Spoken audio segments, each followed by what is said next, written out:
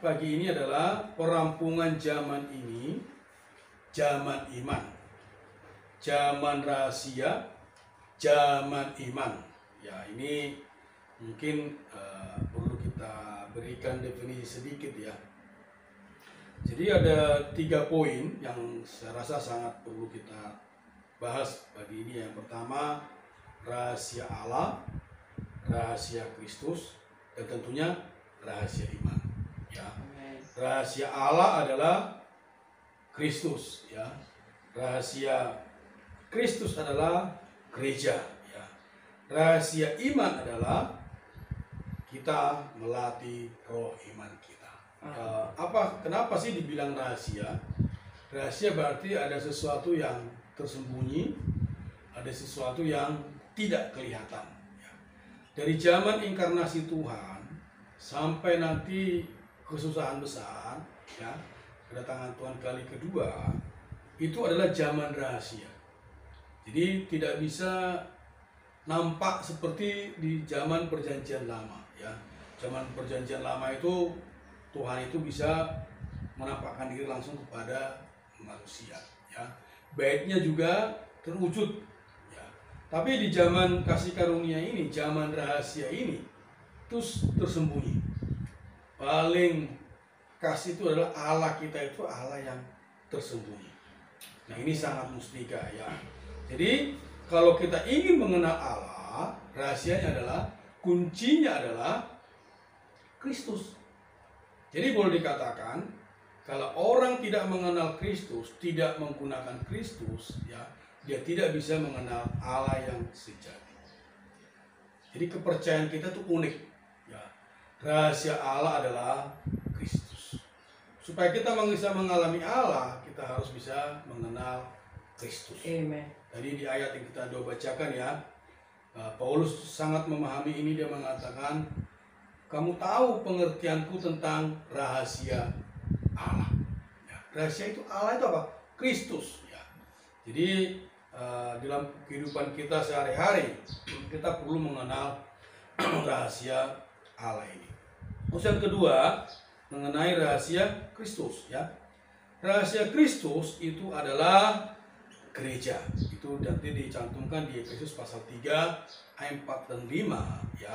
Jadi Paulus membicarakan kepada orang-orang Efesus ya, bahwa dia mengatakan bahwa kamu dapat mengetahui pengertianku tentang rahasia Kristus. Rahasia ini bagaimana? Dinyatakan dalam roh kepada rasul-rasul dan nabi-nabi yang kudus. Apa itu rahasia itu? Bahwa orang-orang bukan Yahudi ya, turut menjadi ahli-ahli waris, turut menjadi anggota-anggota tubuh Kristus, turut menjadi peserta dalam janji. Jadi secara tersirat akan di sini bahwa rahasia Kristus itu adalah gereja.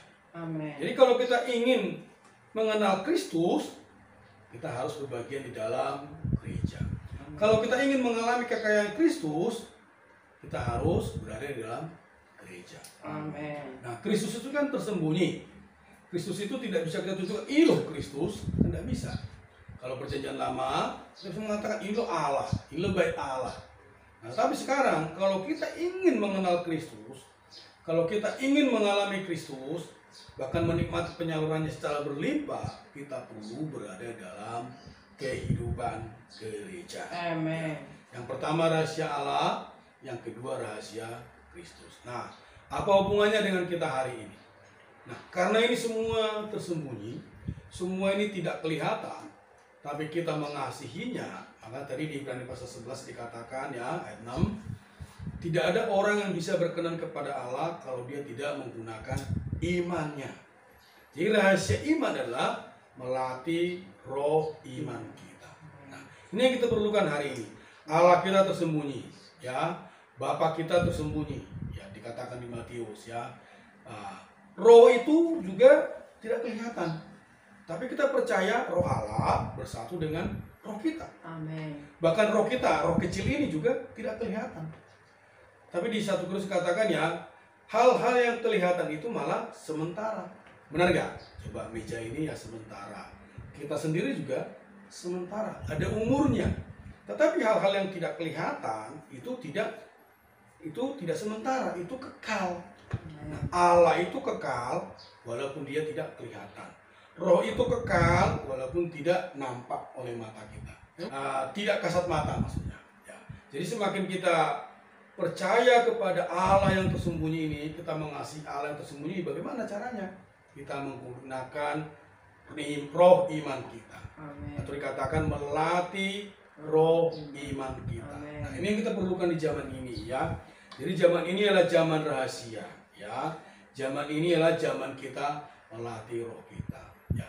Jadi kalau kita ingin menikmati Tuhan, ingin menikmati kelimpahannya, ingin berbagian dalam kekayaan Kristus yang tidak terduga itu, nah perlu menggunakan roh iman kita. Amin. Makanya di 1 Korintus dikatakan oleh Paulus ya, karena kita memiliki roh iman yang sama, maka kami berkata-kata, atau boleh katakan maka kami bersaksi. Ya, kita perlu melatih roh iman kita ini. Kalau semua kasat mata, semua nampak, ya kita nggak perlu iman.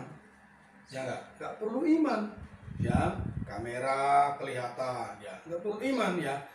Tetapi karena Allah itu tersembunyi, roh Allah itu tidak kelihatan, ya. Ekonomi Allah itu boleh dikatakan juga tidak kelihatan, tidak nampak. Kita perlu melatih roh iman kita. Ya. Nah ini kadang-kadang banyak orang terkecoh ya. Jangan mengandalkan perasaan kita, jangan mengandalkan sensasi ya, bahkan jangan juga mengandalkan apa yang kita lihat. Nah banyak orang ini kalau tidak wah ya, kalau tidak meriah ya, bagi dia itu tidak menikmati Kristus. Ya. Jadi dalam penghidupan gereja, khususnya kita dalam pemulihan Tuhan, kita sangat diberkati dengan perkara ini. Ya. Amin. Perkara apa? Melatih roh iman kita. Amin. Jadi Allah itu menyalurkan dirinya secara rahasia. Ya. Kita nggak bisa lihat bagaimana Allah Tritunggal menyalurkan dirinya kepada kaum beriman. Kan tidak nampak. Itu rahasia. Itu penyalurannya rahasia tapi nyata. Ya, bagaimana kita tahu itu nyata? Semakin kita mengasihi Tuhan kita, semakin kita terbuka kepada Tuhan, kita semakin sukacita. Ya, ada beberapa kisah ya. Banyak orang yang mengasihi Tuhan itu mengorbankan masa depannya. Ya, banyak juga orang datang bersidang, ya, datang mengikuti perbauran keluar kota, juga mengorbankan banyak hal ya karena mengasihi Tuhan. Ini karena dia mengasihi yang tersembunyi itu, yaitu Allah itu. Ya, jadi ini memang sesuatu yang sangat rahasia. Tidak bisa diukur dengan kasat mata, tidak bisa diukur dengan fisik. Karena ini perkara roh, ya. Ini alamnya alam rohani. Berarti harus diukur dengan secara rohani, ya. Kita bersyukur hari ini, walaupun di masa kesulitan ini ya, saya selalu percaya orang Kristen adalah orang yang melatih roh imannya. Ya, memang situasi kadang tidak mengizinkan kita dalam arti membuat kita sukacita. Ya, melatih iman berarti kita bukan kita mengabaikan perasaan kita ya, tetapi kita di atas perasaan kita, di atas apa yang kita lihat, kita melatih roh iman kita. Amin. Nah, inilah yang menjaga kita bisa tetap setia dalam penghidupan gereja. Amin. Nah, coba sekarang ini tidak ada sensasi. Bersidang cuma 3 orang ya, mungkin 7 orang ya, sangat sedikit kelompok-kelompok kecil. Tidak wah ya. Kalau kita tidak benar-benar melatih roh iman kita tidak bisa menikmati penyaluran ini. Amin. Kita tidak bisa menikmati Tuhan ini secara real. Amin. Bahkan sekarang ada namanya cuma streaming ya, mengandalkan online ya, baik perawatan, baik sidang-sidang gereja ya. Ini juga perlu melatih roh iman kita. Amin. Kalau kita hanya menganggap itu seperti biasa ya, bahwa ya udah itu sidang biasa, kita hanya terpaku kepada perasaan kita, kok kidungnya kok tidak wah ya, maksudnya firmannya kok tidak begitu limpah ya gitu.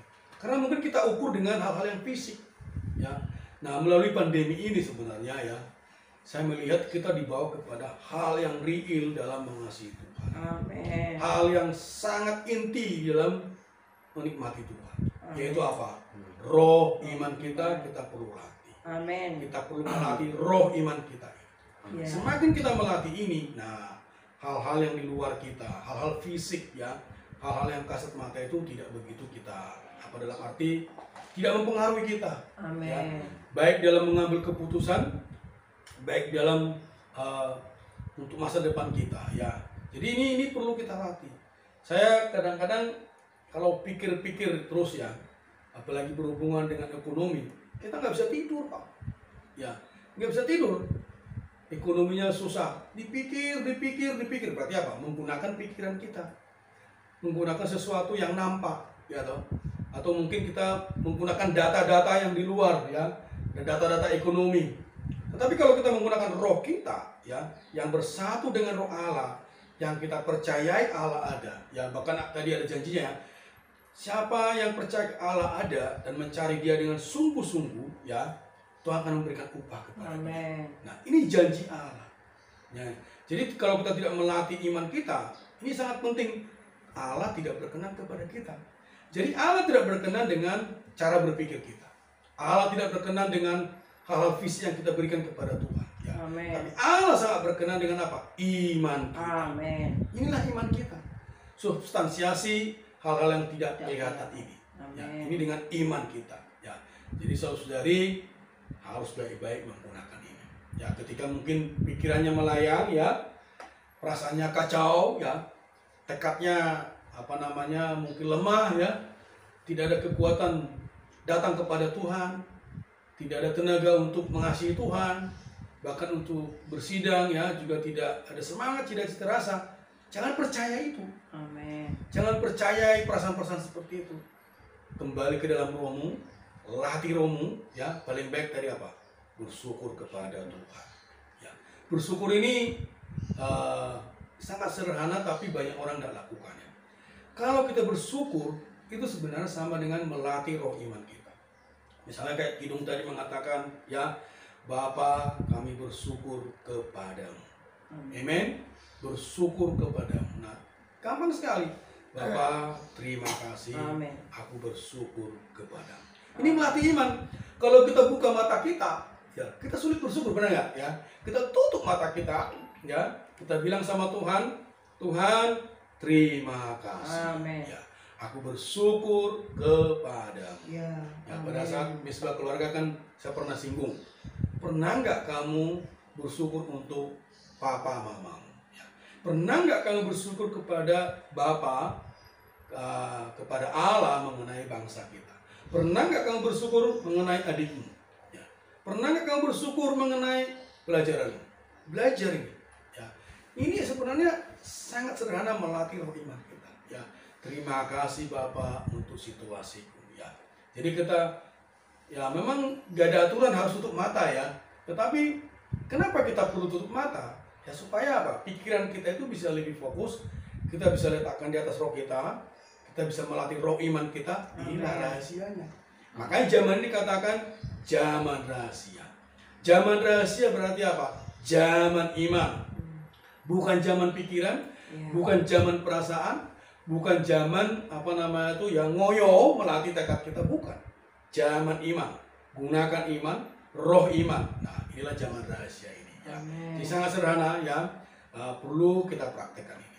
Kalau kita tidak mempraktekkan ini, nanti kita akan bisa kacau, ya. Kacau, ya. Nanti kemana-mana pikirannya, apalagi kita ini pikirannya bisa kemana-mana, ya.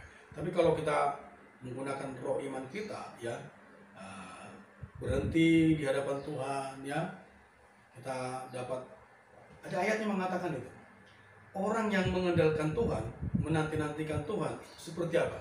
Raja wali yang terbang tinggi ke angkasa, ya. Artinya apa? Dia mengatasi segala situasi. Itu maksudnya. Jadi dia terbang ke atas. Jadi orang kalau menanti-nantikan Tuhan, ya, atau orang yang melatih imannya, kalau bahasanya perjanjian baru, menanti-nantikan Tuhan bahasa perjanjian lama, itu adalah seperti raja wali yang terbang tinggi. Dia mengatasi situasi. Ya, hari ini pun kita perlu sedemikian. Ya. Melatih roh iman kita. Amin. Melatih roh kita. Amin. Amin.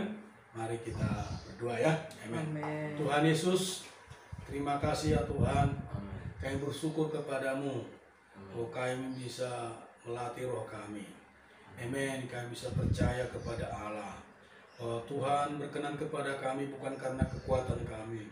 Oh Tuhan, terima kasih kami bisa melatih iman kami. Amin. Tuhan, kami bersyukur kepadamu. Ya. Tuhan, berkatilah gerejamu di Solo Tuhan. Ya. Berkatilah saudari. Tuhan, biarlah dalam perkara ini ya Tuhan, Ya. kami bersama-sama melatih roh iman kami. Amin. Tuhan Yesus, tidak ada yang ketinggalan. Amin. Tuhan, tidak ada yang kecewa. Ya. Tapi Tuhan, oh datang kepadamu Tuhan. Amin. Terima kasih Tuhan. Amin. Amin. Sungguh terima kasih Tuhan. Amin. Terus bawa diri kami. Amin. Belajar melatih roh iman kami. Amin. Terus terbuka kepadamu. Ya. Melatih roh kami. Ya. Kami bisa esa denganmu. Amin. Esa dengan perkataanmu. Ya. Esa dengan firmanmu. Amin. Sungguh Tuhan, kami perlu dirimu. Amin. Kami bersyukur kami bisa hidup di zaman ini. Amin. Meskipun kami tidak bisa melihat Engkau, Ya. namun kami bisa percaya kepadamu. Amin. Kami percaya dengan iman kami Amin. bahwa Allah ada. Amin. Sungguh terima kasih Tuhan. Terima Persembahkan kasih. setiap penghidupan kami kepadamu. Amin. Apapun segala pekerjaan, situasi yang di luar. Amin. Oh Tuhan, tidak mempengaruhi iman kami terhadap Engkau. Amin. Iman kami terus bisa bertumbuh. Ya. Dapat jadikan kaum salehmu. Ya Tuhan. Bisa menjadi teladan-teladan iman yang sejati. Amin. Terima kasih Tuhan. Terima kasih Tuhan.